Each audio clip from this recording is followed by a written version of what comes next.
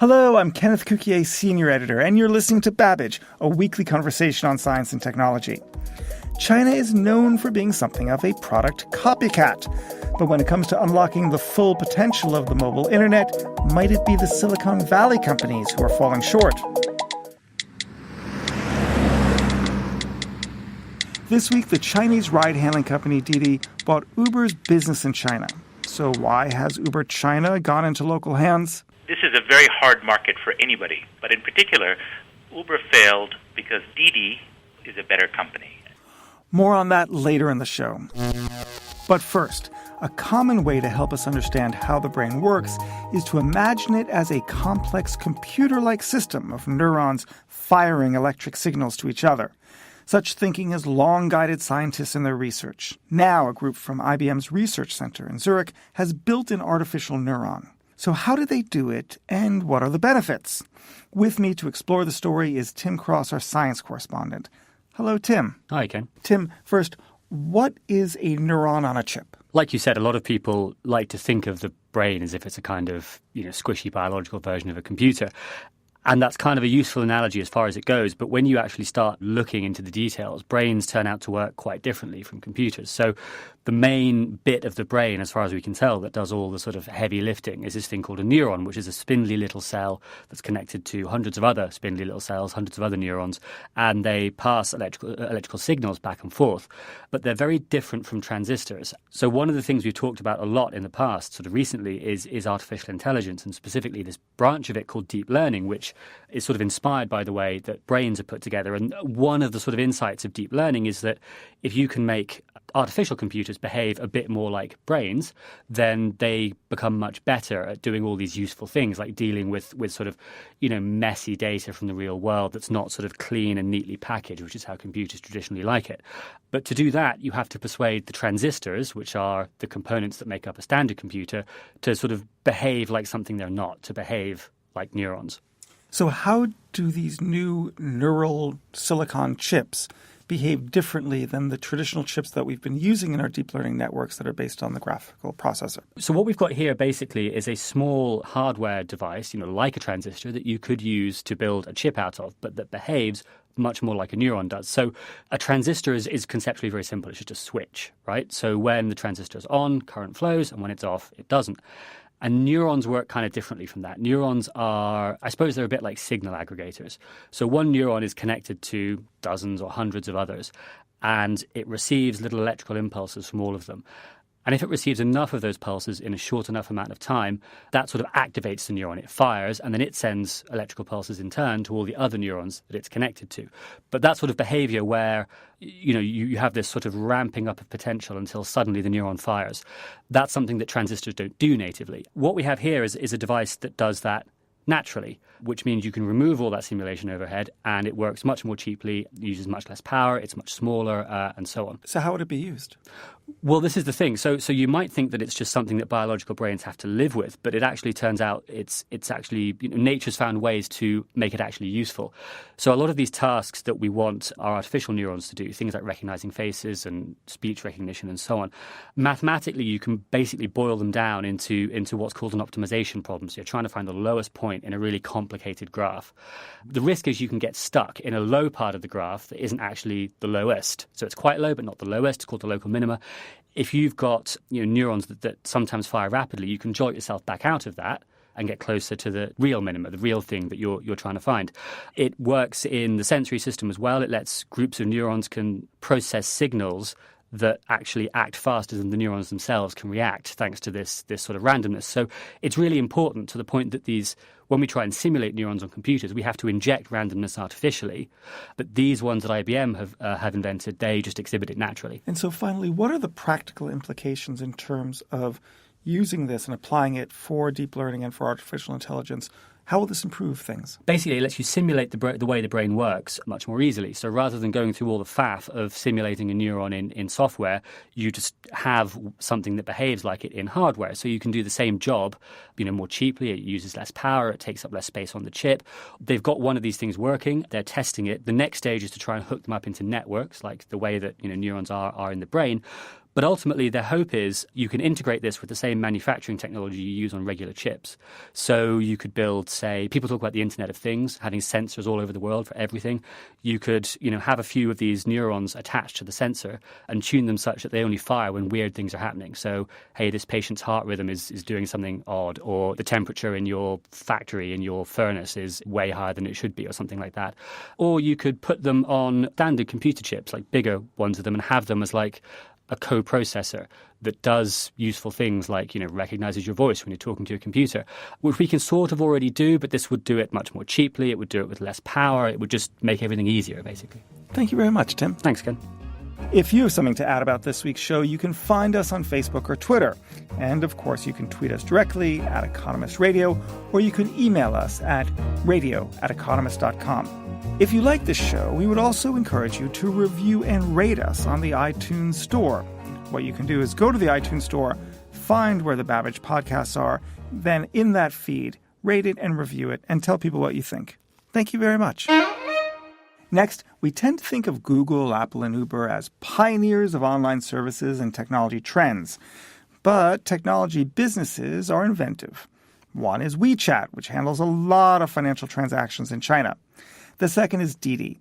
It's the equivalent to the ride-hailing company Uber, and it's doing very well. In fact, Didi this week just bought Uber China, which had been struggling to get a foothold in the country. With me to discuss these topics is our deputy editor, Tom Standage, and our China business and finance editor, Vijay Vaitheeswaran, on the line from Shanghai. Vijay, let's start with you. Tell us about the deal. What's happening? So this week, Uber China has decided to throw in the towel after losing $1 billion last year in China trying to take on Didi, which is a ride-hailing giant backed by Alibaba and Tencent, two internet companies that are giants in their own right. So why is it that Uber failed?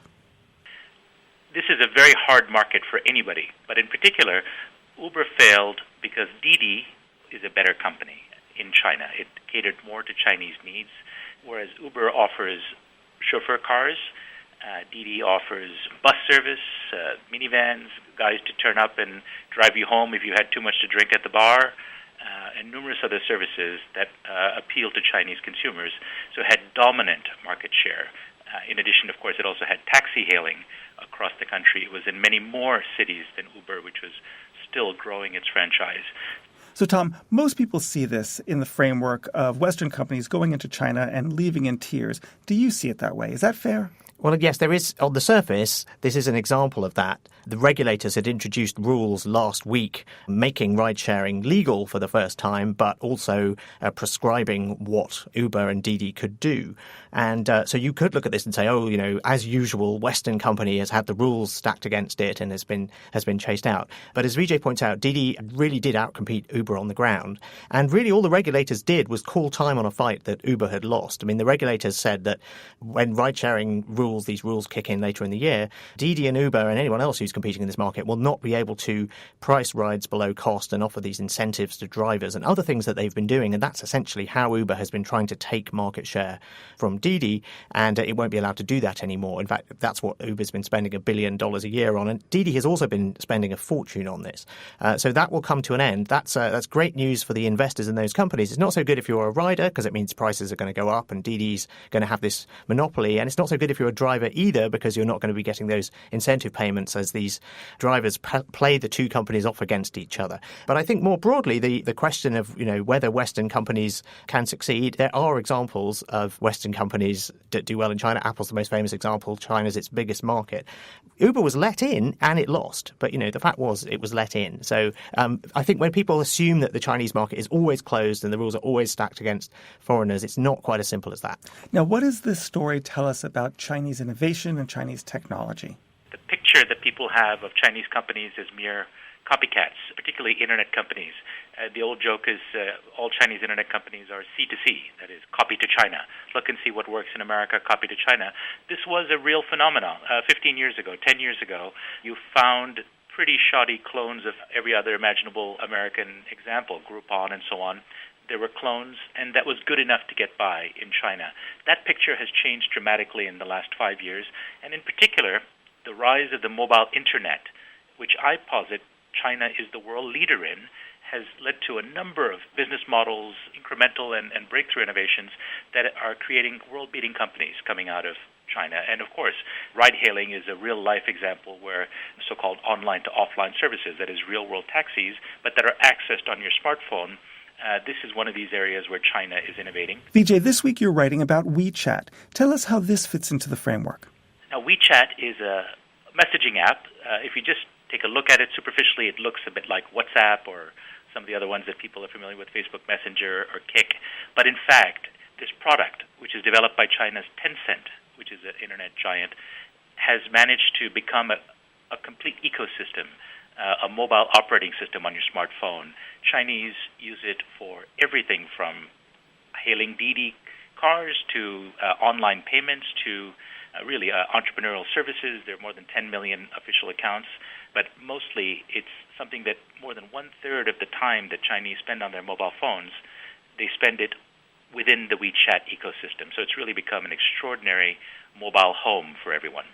Tom, why is it that Silicon Valley just didn't match the performance of WeChat in their products? Because they put a lot of money into their products. Well, the really interesting thing is that actually Silicon Valley companies are trying to match WeChat. Without realizing it, Western consumers are being influenced by the success of WeChat in China because all of the apps that we do use are trying their best to copy it. The most obvious example is Facebook Messenger. Facebook wants to turn Messenger into the WeChat of the West. It wants to add payments. It wants to add bots. It wants to add the ability to talk to companies, over this service in the way that you can on WeChat. Similarly, Snapchat has added features, the sort of media portal on the side of its messaging app. It's a direct lift from WeChat. And then if you look at the sudden enthusiasm that Google, Microsoft and Facebook have for bots, once again, that's something that they're influenced by WeChat. So it's not for a lack of trying, but the weird thing in the West is that the payment infrastructures are baked into the smartphone operating systems and they're separate from the messaging apps. So Facebook doesn't own a smartphone OS. It's tried, it's failed, whereas Apple doesn't have an elaborate messaging app on the scale of Messenger, a social network on the scale of Messenger. So essentially, we've got more of this sort of division between different companies. That means we have more competition and we have more choice, but means we don't have the convenience that comes from the integration. And it also means we don't have the monopoly that frankly, WeChat has in China. It's used by about 600 million people in China. I would jump in, if I might, on the point about monopoly or market dominance. Unlike some parts of the Chinese economy where the government plays a role to keep out foreigners or to stamp out private competition to some sort of favored state-owned enterprise, WeChat has flourished because of competition, not because of protection. It has vigorous competitors in China, most notably Alibaba, perhaps the most formidable private sector company in China. They've tried aggressively to come up against WeChat, and they've failed. And WhatsApp is openly available in China. It's not blocked. So WeChat has risen not because of protection. People use it. 600 million plus Chinese use it because it's such a great product, not because there's nothing else available. Do you folks see a world in which Chinese internet companies come into the Western markets and try to steal market share there? My view is that Chinese internet companies will have a difficult time overseas. It depends on which part of the market. If we look at Alibaba as an e-commerce company, they have actually made successful forays into emerging markets. Southeast Asia, for example, and India, they're doing online payments. They own India's largest online payment firm. They own an online bank, Korea's first online bank, and various other examples. So in those areas, I think we will see significant influence of Chinese companies. When it comes to content and social media, I think those are different kinds of industries where it'll be quite difficult. Culture matters. The Chinese language is quite distinct, Chinese culture. And so I think WeChat itself has not succeeded in its efforts to go overseas, in part because of its Chineseness, but also in part because the incumbents, like Facebook, Messenger, and others, have a network effect. People already belong to those other networks. Why on earth would you want to join a Chinese app if you live in Kansas? Great. Thank you very much, Vijay. My pleasure. Thank you, Tom. Thank you. That's all for this episode. You've been listening to Babbage. To read Vijay's piece on Chinese innovation and Tim's article on artificial neurons, please pick up the forthcoming issue of The Economist in print or online. In London, this is The Economist.